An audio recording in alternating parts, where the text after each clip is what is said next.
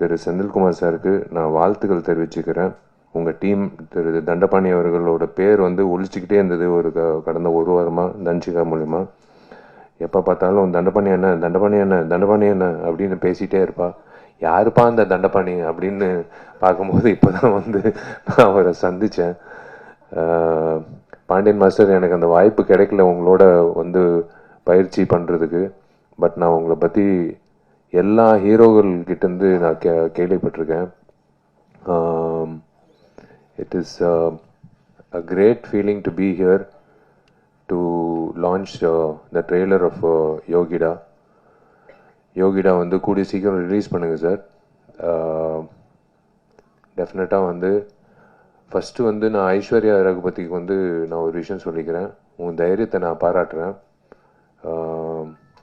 ஒரு பெண்மணியாக வந்து மைக்கை பிடிச்சி ஏதோ ஒன்று பேசுகிறதுக்கு பதிலாக, ஓகே ஒரு பதில் தேவையில்லை, நீயே இரு, அவ்வளோதான், அது போதும்.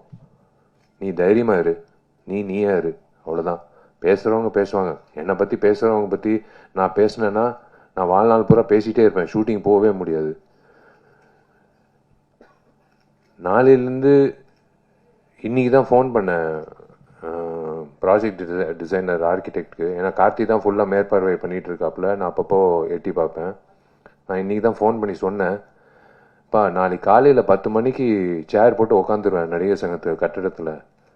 நீ முடிக்கிற வரைக்கும் நான் வந்து இங்கிட்டிருந்து கிளம்ப போகிறதில்ல, ஏன்னா என் கல்யாணம் ஃபிக்ஸ் ஆகிடுச்சு.